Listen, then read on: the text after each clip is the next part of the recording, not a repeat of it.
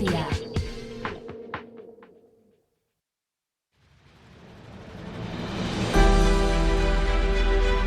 Haustura ala erreforma, 3. atala. Askatasun haizea.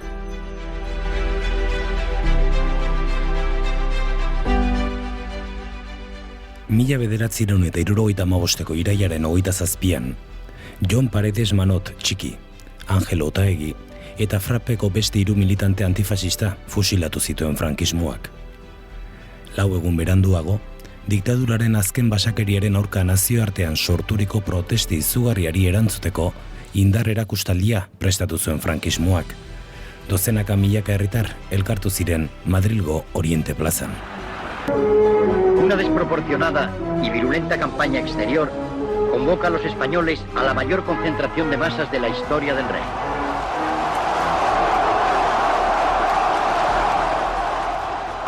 Todo lo que en España y en Europa se ha armado obedece a una conspiración masónica y cierrista en la clase política, en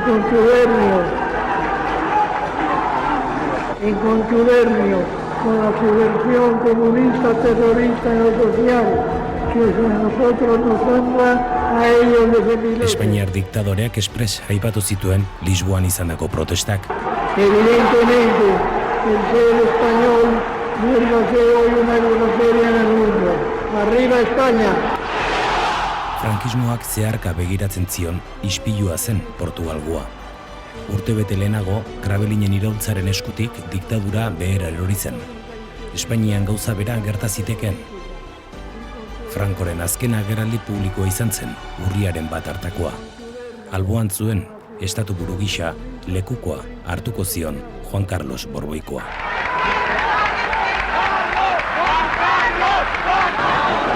¡Viva España! ¡Viva España! ¡Viva el país que sea, coño!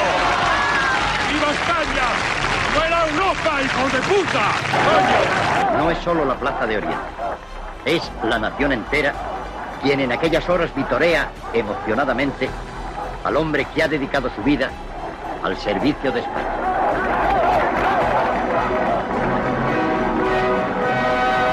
Sarraski batekin hasi zen diktadura bat, beste basakeria batekin amaitu zen. Frankismoaren azken fusilatuak izan ziren Frapeko José Luis Sánchez Bravo, Ramón García Sanz eta Xoxe Humberto Baena. Eta Euskadi Askatasuna Euskal Erakundeko Jon Paredes Manot txiki eta Angel Otaegi.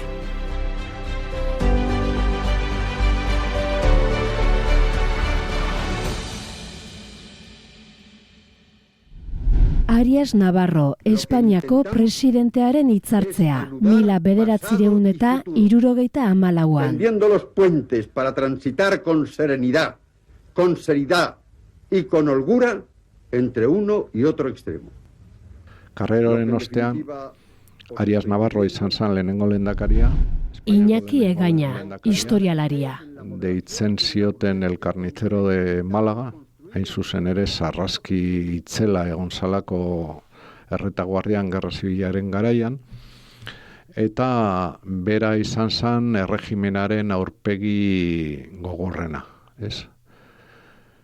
Horrek markatzen du pixka bat transizioaren aurreko egoerak eta hain zuzen ere Karreroren hilketak. Eta esaten zuen horrek frankismoa ez du botako, ekintza horrek. Ordea, MKkoek eta beste batzuek esaten zuten horrek askartuko du, ez dakit askartu zuen edo ez transizioa, baina lehenengo 2 urtetan oso gogorrak izan ziren. Eta nik usten dut horren ostean estanda izugarri izan zen militantzian. 75ko ekainaldera jasotzen dugu berria, epaiketa egongo dela, Jose Antonio Garmendia Tupa, eta Ziana, Garmendia eta Otaegirena, Angel Otaegirena. Madrilen preso zuten Itziar Aizpurua, txiki eta Otaegiren fusilatzea izan zenean. Eta esaten dit, Bandresek eramango duela Jose Antonio Garmendia Tupa, eta Otaegi balerdik eramango duela. Eta hauei Txikirin Berririk ez genuen. Guk ez genuen Alkalan momentu hartan Txikirin Berririk. Tupa Tolosaldekoa zen, abaltzizketakoa. Eta maitasun handiz jarraitu izan dugu harina, zeren Tupa hil zuten Donostiako sarreran, Antiguako inguruan, tiro bat eman da. Lurrera bota zuten, eta hiltzat utzi zuten. Ikusi zutenien hilda zegoela gainera, tiro de grazia eman zioten gainean. Eta utzi zuten horrela. Baina bizirik atera zen. Eta Donostian atxilotuta, ospitalara eraman zuten, sendagile oso zauna eta ona, batek aurrera atera zuen. Eta, gukan misadea handia izan dugu, bai sendagilearekin berarekin gero beste bakuntza bat egin behar izan zion eta Tolosaldekoa zen, eta maitasun handiz jaso zuen Jokinek ez berri hori, baizik gero bera eraman zutenean Kazeresea, han agertu zen, bere gana, eta lagundu zion ikaragarri. Elkar, Jokinek jaso zuen, berak Tupak berak zion maitasuna, eta beste alderditik berak eman zion laguntza martxan jartzeko. Garmendiari leporatzen zioten Azpeitin hildako polizi bat, Posadas Turronen hilketa, hilabete batzuk lehenago egindakoa, Karreroren ostean egindako ekintza bat. Angel Otaegiri leporatu zioten epaiketan gorte zitula bere etxean Garmendia eta beste bikide horiek. Detenu zeben urrongo egunien, tia, etorri zan, esatean nola gabien eman zeben da, danak ezustien. Mertxe Urtuzaga Otaegi, Angel Otaegiren lehengusua. Gure kartzela eman zeben egua. Ikustean ez lehengusuek lehiotik behitu zuen, guztua beha bizizan atzekaldin erreka bat zegoen, baina erreki pasetak sola hundi bat. Eta beak behitu zuen lehiotik aldeitik zeugeneo, eta lehio hartzen zunin ikusi zuen atzeko zogue, dana guardia zibilez kosita zegoela. Eta horren Linares honek zan hemen zion, ojalá si hubieras intentado escapar, te hubiéramos matado al mismo, sola. Zan hemen zion. La primera referència que vaig tenir de que s'estava preparant alguna acció repressiva important en el País Basc va ser precisament a principis de l'estiu de l'any 75, que em va venir a veure al despatx el Juan Mari Vandrés. Katalunian, errepresioaren aurka, aritu ziren abokatuen taldekoa zen August Gil Matamala. Bertatik bertara, jarraitu zuen Jon Paredes Manot Txikiren epaiketa. Euren profile ikusita, Txikiren eta Otaegiren fusilamenduek eredugarri izan nahi zutela uste du. I demanar, doncs, això, que hi hagués el màxim de coneixement de la situació i veure què es podia fer en el sentit d'una campanya antirepressiva per part de l'advocacia catalana més vinculada al tema antirepressiu. De tota manera, curiosament, ell venia molt alarmat per les causes per la causa que s'havia obert contra Garmendia i Otaegi. Polimilien zuzendaritza egin zuen irakurketa, larrialdeko egoera ezarri dute, beraz hauek egingo dituzte epaiketa oso azkarrak, sumarizimoak deitzen zioten, ez Burgoseko epaiketan buzean egun asko, prensa, ez dakizer, oi hartzun handia, baizik eta tita bateko epaiketak, 4 ordukoak, itxia gainera, prensa gabe, inor gabe, eta herio zigorrera kondenatu zuten, eta putz antitz egin zuten bezala, 74an, katalanari egin zioten bezala, hurrengo egunetan akatu. Eta hortarako egin zuten irakurketa izan zen, bueno, guazen Madrilera, eta egingo dugu, eta 70ean egin zuena, hain zuzen ere baiketa potente bat eta negoziatzeko. Eta orduan, horren truke, eskatuko genuke hauen askatasuna.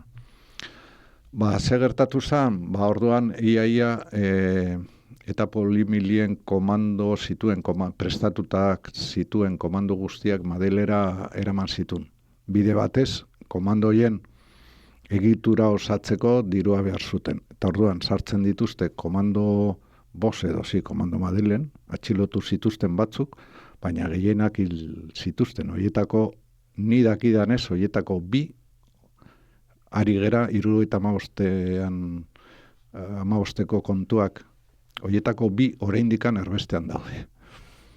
Eta pasa dira 50 urte.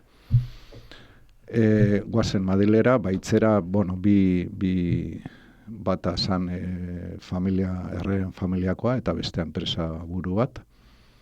Izenak ez dira inoiz azaldu, baina ezagunak dira. Eta guazen beste toki batetara inzuzene Bartzelona, eta Bartzelonan banku batzuk sozializatu, lehen esaten zuten bezala, eta dirua lortu hain zuzenen mantentzeko Espainian infrastruktura. Ze gertatu zen, urte horretako abuztuan, edo uztailaren bukaeran, infiltratu baten bidez atxilotu zituzten kide batzuk, Lobo zan goitizena, poliziaren goitizena, eta Gorka zan erakundearen goitizena, Lejarza egia. Eta erori ziren komandoiek. Eta bide batez, txiripaz, atrako batzuk egin ondoren atxilotu zituzten beste kide batzuk Bartzelonan. Tartean Jon Paredes, Txiki, Wilson, garai horretako komando guztien burua, eta Madrilen beste kide batzuk. Orduan, etak egiten zuen irakurketa egiten zuen, begira, baditugu. Karreroren eta Korreoren aurkako kaleko atxilotuak. Gehi, Madrilen atxilotutako Loboren eraginez, atxilotutakoak, gehi Wilson eta Txiki atxilotuak Bartzelonan, horietako batzuk hilko dituzte. Epaiketa azkarrak eta hilko dituzte.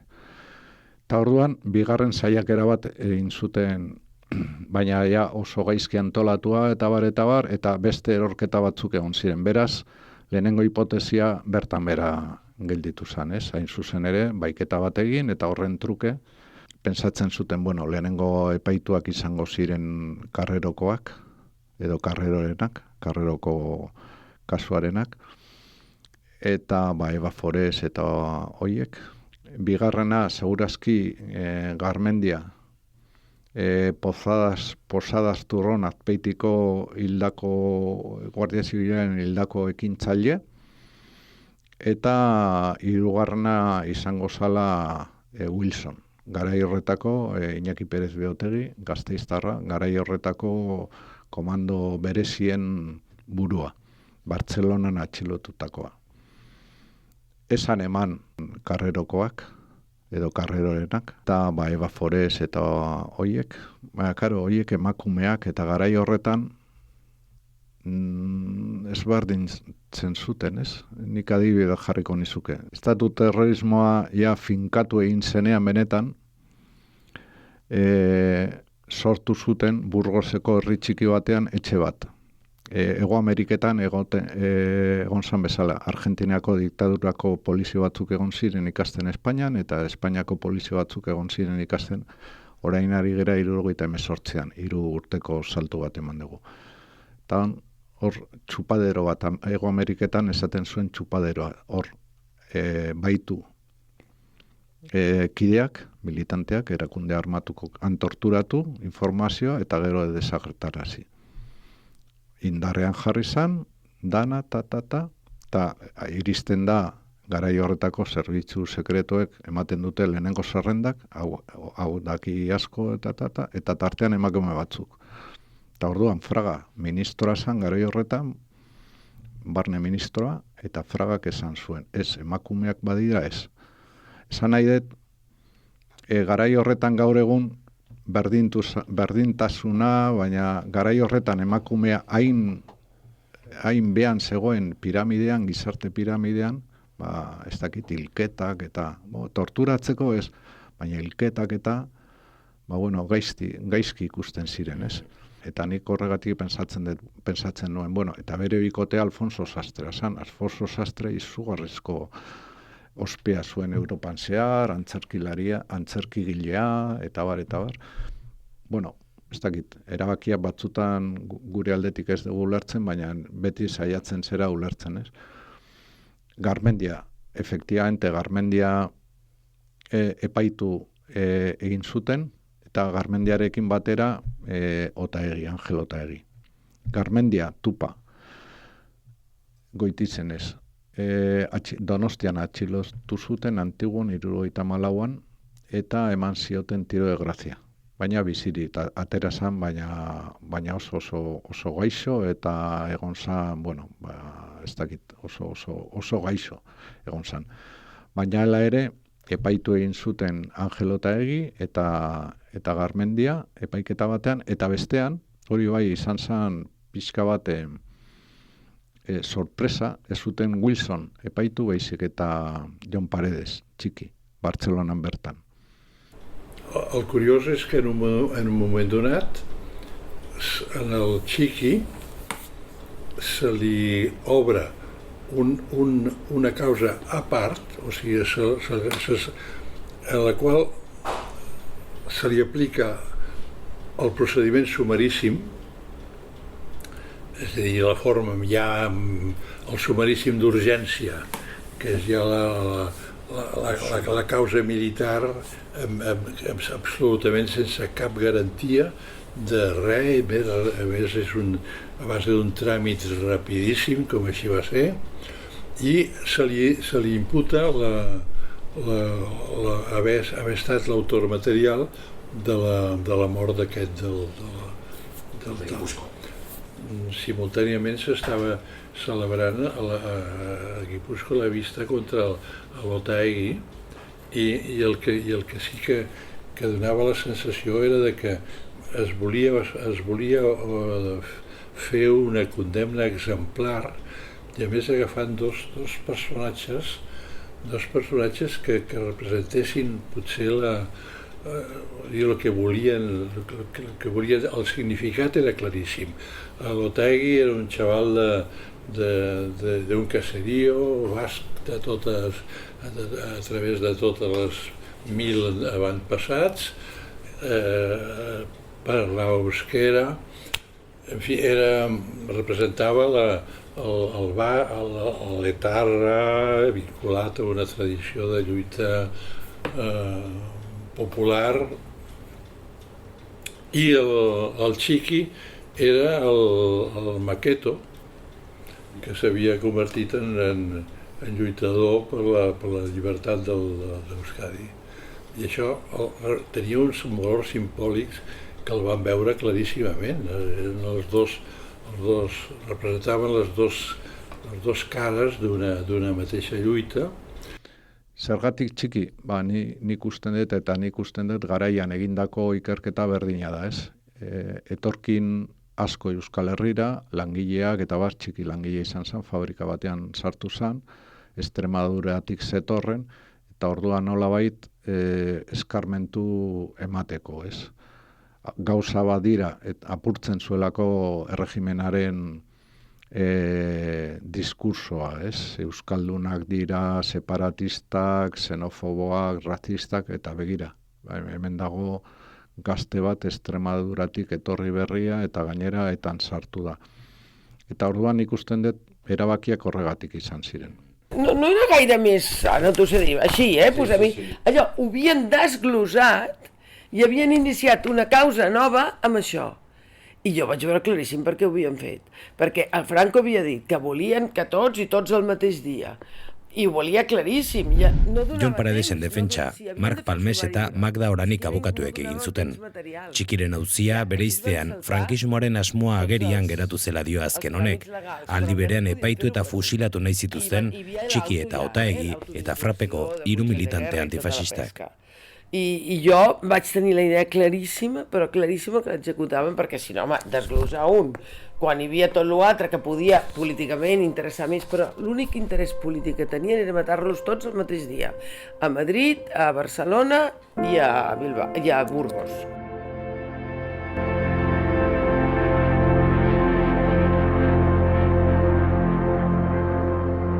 Uztailaren 25ean nik Iokinei telegrama bat jarri nion. Eta esaten nion, zorionak nire bihotza en el día de hoy. Musuak. Pasaitza zen. Gaur hasten gara Gose greban. Zorionak en el día de hoy. Hori zan. Orduan, Gose greban estatu guztian jarri ginen, estatu guztien ginen preso guztiak, ez bakarrik gu, danak. Eta ordura arteko handiena izan zen, bai, greba mailan zeren 500 preso politiko gutxienez ginen. Mobilizazioak izugarriak izan ziren, toki guztietan.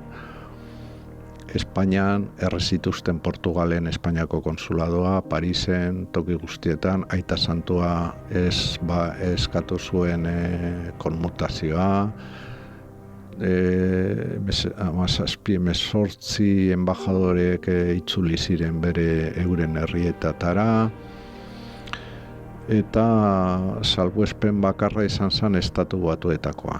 Beti bezala, esan zutelako barneko kontua zala, eta ez zuten ezer esan, naiz eta euskal komunitateak, esate baterako Robert Lasal, garai horretan Idahoko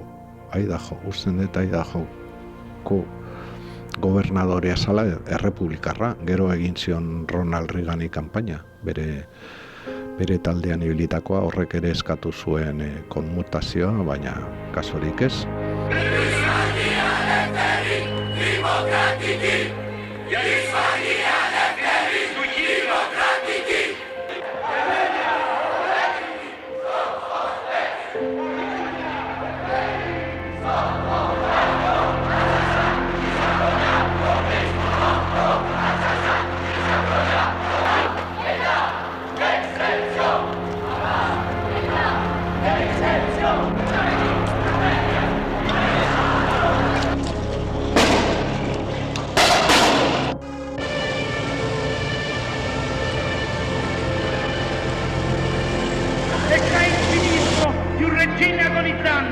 E questo è il segno della certezza che il popolo unito vincerà in Spagna come ha vinto in Italia. Condannare un regime valente con le gambe dei fucili nei plotoni d'esecuzione. ¡Ale Franco! ¡Liberación! ¡A ver!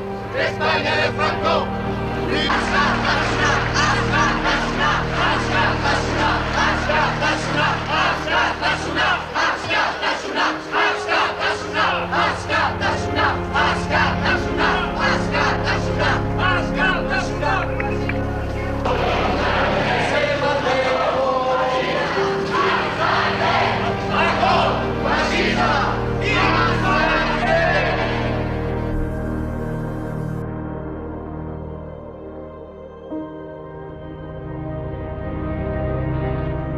No sabemos qué nos produce más estupor, si la violencia besánica de los agitadores que la protagonizan en la calle o la culpable irresponsabilidad de las autoridades, de los gobiernos y de los medios informativos que les incitan y les secundan. No deseamos estar solos, pero tampoco nos intimida la posibilidad del aislamiento. Estamos seguros de que las aguas volverán a sus cauces, que por debajo de la actuación de unos gobiernos que suicidamente han subordinado indeclinables principios de justicia a la hipocresía y a la complacencia demagógica de minorías revolucionarias y anárquicas, existen sectores de opinión responsable europea ante la que aparece nítida la verdad de una España moderna y pacífica.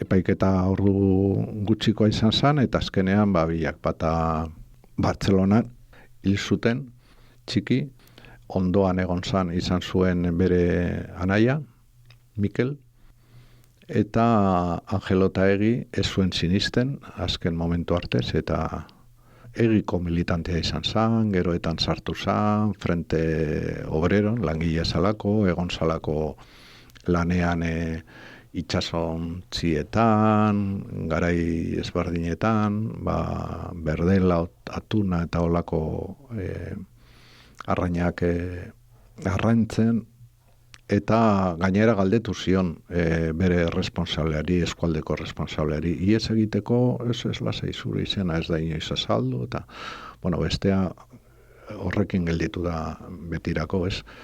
Baina inork ez zuen espero Angel Otaegiri gertatu zitzaiona. Eta bolondrezak izan ziren hiltzeko polizi armadakoak Burgosen eta Guardia Zibilak ordea Bartzelonatik gertu zegoen Sardañolak zelaian hil zituzten bila. Frapeko beste 3 lagun hil zituzten Oio de Manzanaresen Madrilen leporatu zieten polizi batzuen hilketak. Eta gurekin batean, Alkalan, ziren 2 emakume frapekoak, militanteak. Kontxa Tristan, gogoratzen naiz honen abizena. Kontxa Tristan usten den Madrildarra zela. Enez gogoratzen Maria Jesus Valentziarra zen, baina ez gogoratzen abizena. Hasiera baten fiskalak heriotza zigorra eskatzen zieten biei. Etorri zian ieseriaztik Alkalara. Kontxa aurdun zegoen. Fusilatuta izango zen baten aurra. Zeraman zabalian bai. Ez zuen nahi.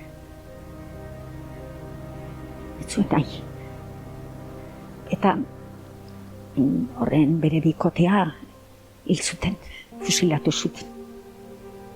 Ez zuten utzi ikustera joaterik. Ez dakik gogoara izango zuen hori ere pentsatzen den.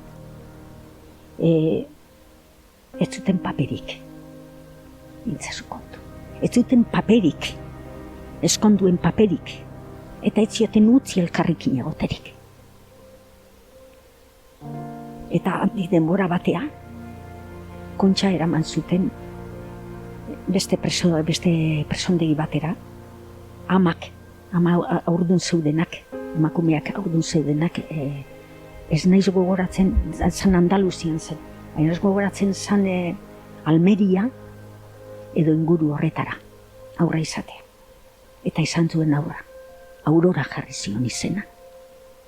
Gerozti berarekin egon naiz. Kartzelatik hartzen da gero, biok, Donostian, UPCR-ko militante oso zintzoa, oso fina, irmoa, oso. Baina hori, nik usten dut Aurora lagunduko ziola gero, nahi zuen nahi. Eta orduko Kontxa ez dut inoiz antziko esata. Ordu luzeaiek, ilunaiek, itxoropenik gabekoak, eta hilabeteietan Auskalo zer pentsatuko te zuen, zer bizi izango zuen, oso isila zen, oso isila. Oso isila. Kapitana esaten zuen, kapitan batean pasau zebela, eta arek gintxizkon galdera batzuk, eta esan zion, gorputze hiltze zebenien noarbeak hartzen nahi altzuen, eta esan zion baietz. Nahi etzuna, esan ziola, lo que yo no quiero es dejar en Burgos, esan ziola. Eta orduan, esan zion, gorputzea amate debeneako, 50.000 peseta preparatu duki, gastuen, funderariako gastu patzeko, eta ez daiela egon ezen iskanbilek, porque hartuko dut gorputze, eamango dut, ez tezu baina jakingo nundon zure zemie. Gabeko behatzik aldea etorri zen, nire tia hote zen, gertu bizi ginen, da egunero etortze zen gure etxea. Eta antzeuen, eta, ustez gendun notizio bat, etorri zen, nire aitxein bilokun zen, zarkentu eta etorri zen aitxekin, eta aitxekin zaren mentzioan, modu hon bat, amai izateko 6.000 bertzi jobela, eta nire aitxekin izatzi jola, bat da modu hon bat, ama bati 6.000 bertzi jobela izateko. Eta orduan izan zen, ez usteko, ez gendu pentsatzen momentu hartan, naiz da juiziuk eta indata zeuden, izan zen pixkat sorpresio bintzat, uste ez gendu momentu. Azkenien 3 galdea bintzat abe jauzien, gorputzekin, eta esan zioen, hartu zuen, ez dakizan bat, Lanroberren artien funderaria, eta atzetik, nire ama, haitxe bere lagun batekin, eta, 2 kotxe o 3 zeto zena.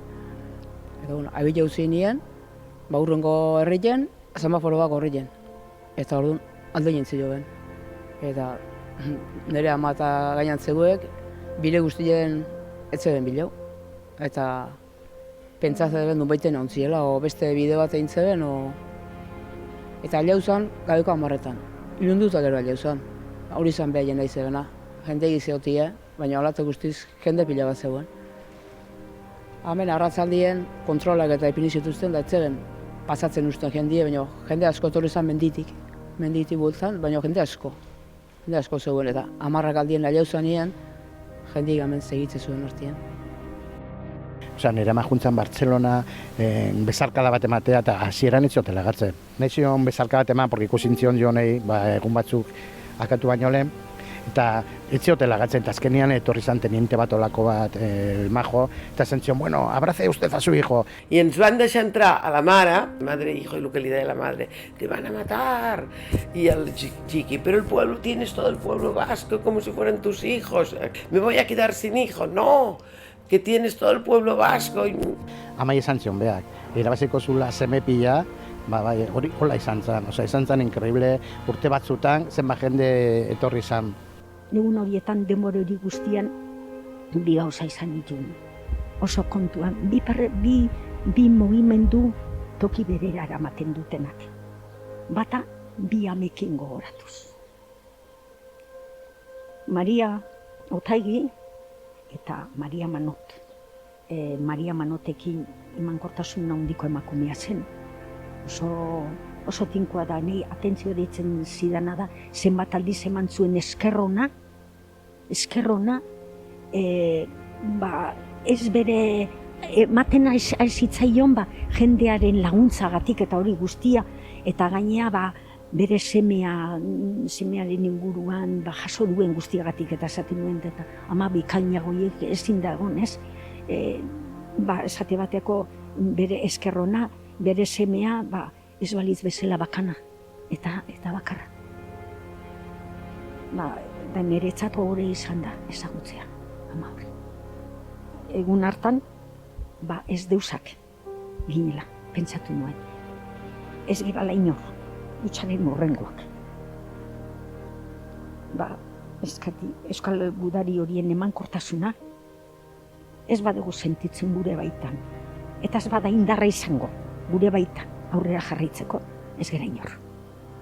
Ez gara inor. Hori da gauzak handiena.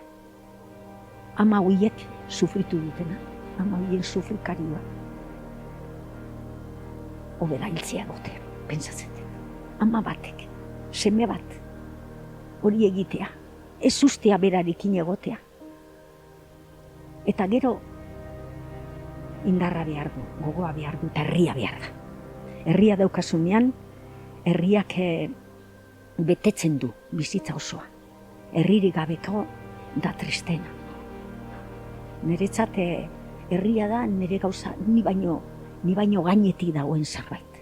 Herria da, herriatik bizitzen gera, herriarekin bizitzen gera, herrirako, eta herri egiteko, eta etorkizuna egiteko. Hori gabe ez gara inor. Ez gara horregaitik ez dut ulertzen gaur egun deitzen da nitasuna, nikeria deitzen dio dana. Gutasunak eitzen gaitu. Eta borroka gabe ez gara inik. Borroka da lanabez nagusia bizitzeko. Gu geu izateko. Libre sentitzeko. Ez egoteko menpe. Zeren borroka baldin badaukazu zeidue baitxan, libre sentituko zera. Ez badaukazu borrokako intentziorik eta borrokaren zentzua zure baitan, beti egongo zera norbaiten mende. Niretzat zerbait garrantzikoa da, herria izan da, borroka lanabez.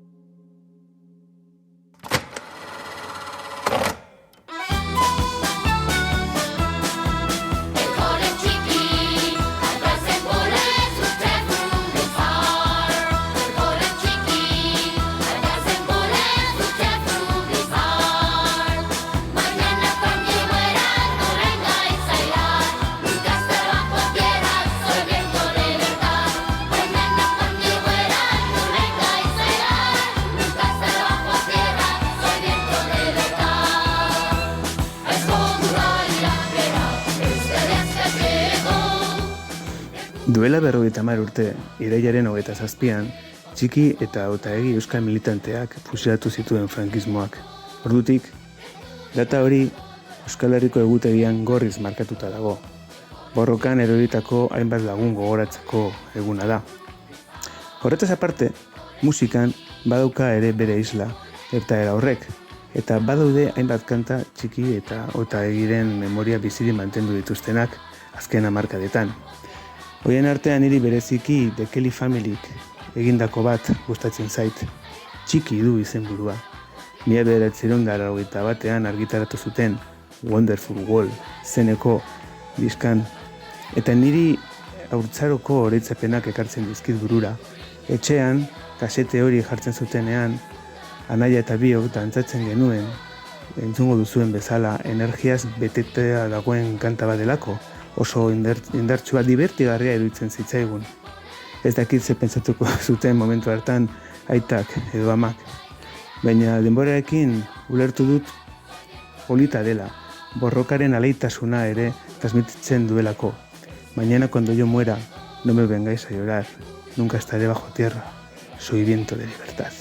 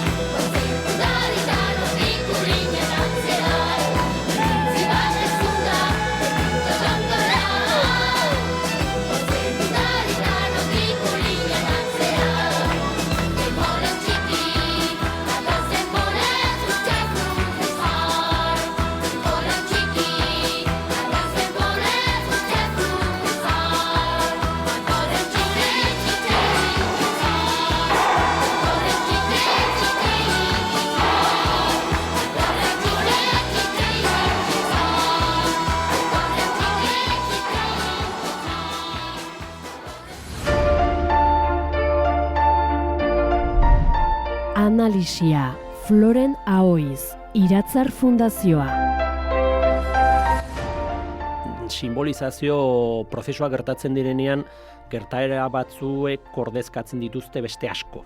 ez da bakarrikena, hau da, irailaren 27an Txiki Otaegi eta fusilatutako beste 3 militante antifascista gogora ekartzean, gure kasuan Txiki eta Otaegi Euskal Herritik begiratuta, nolabait ari gara gogora ekartzen borroka antifrankista eta borroka askatzailetan eroritako guztiak eta azken finean ikuspegi zabalagoa, sartzen da tartean.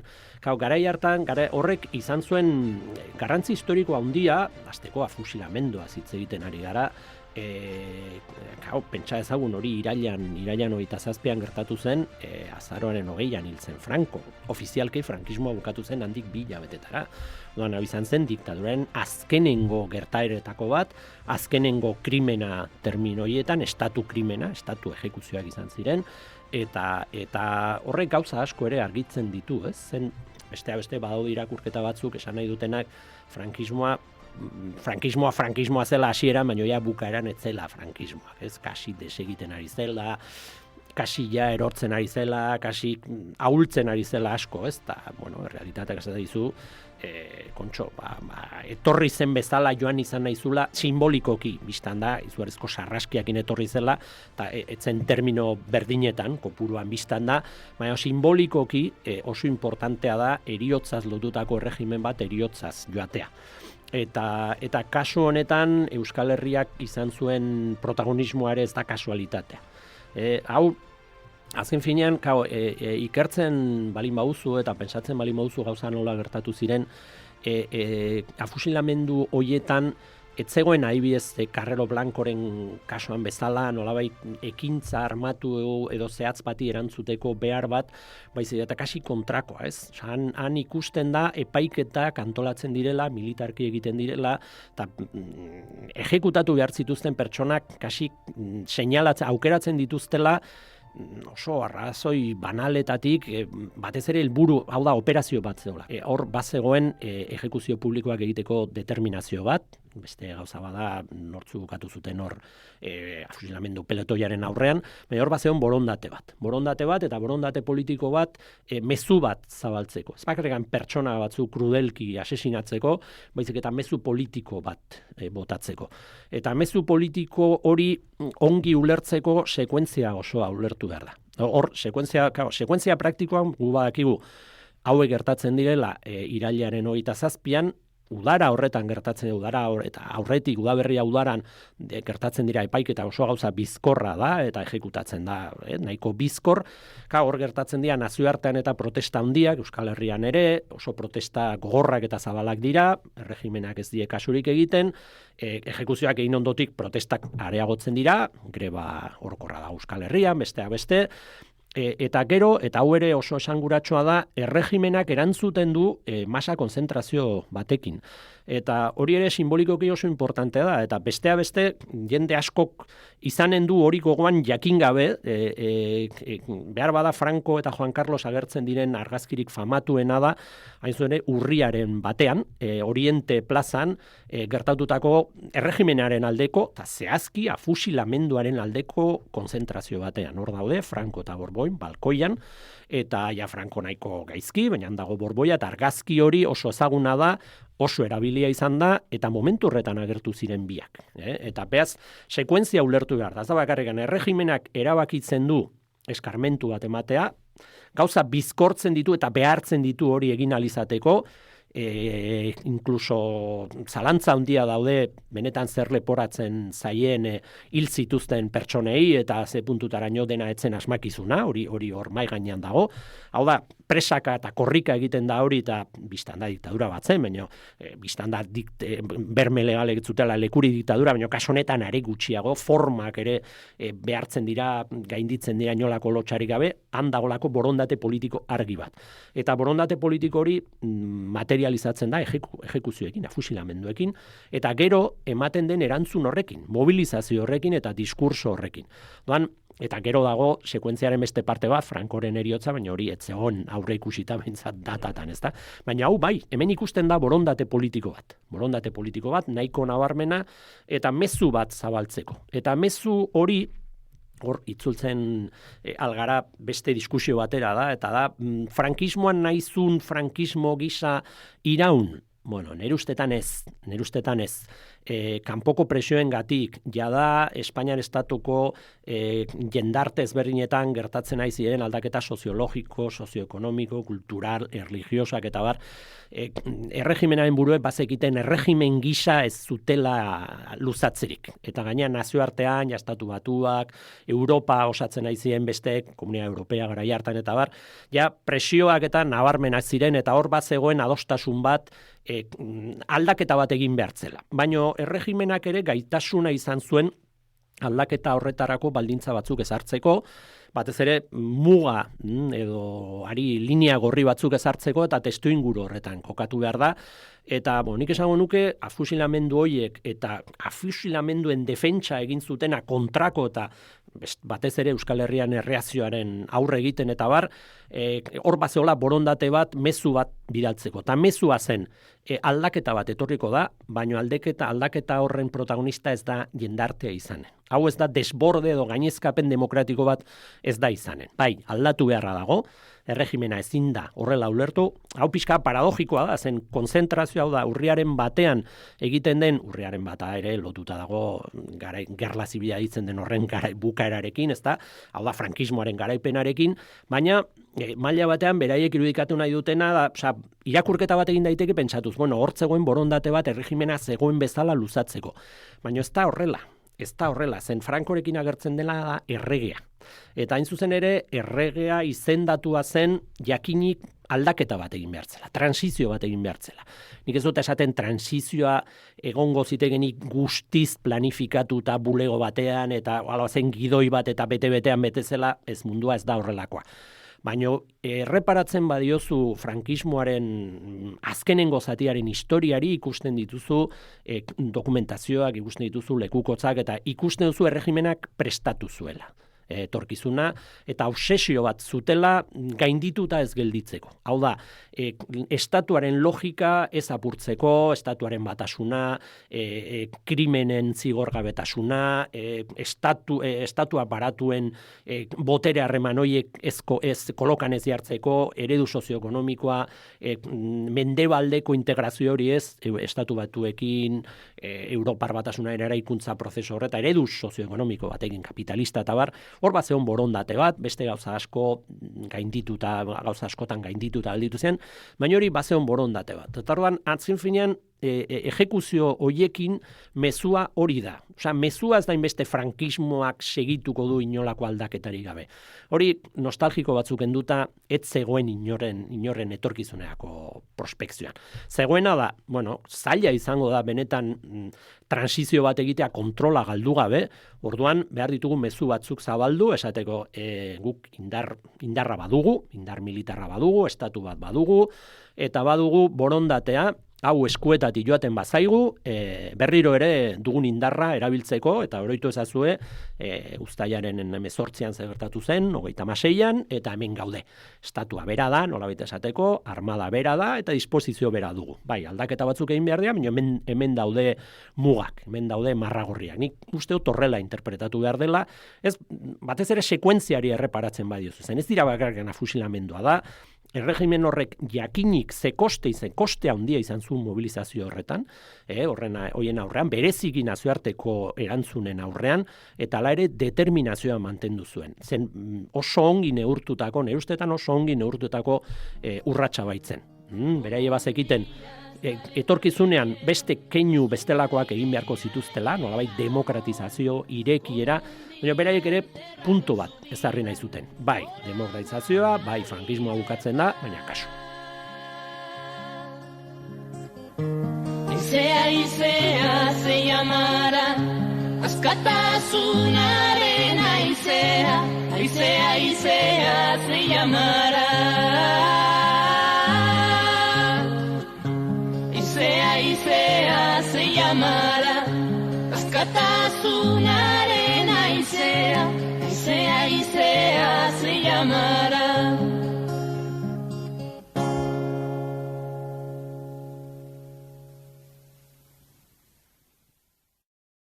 Haustura ala erreforma lana, naiz irratiaren eta Iratzar Fundazioaren elkarlanaren emaitza da.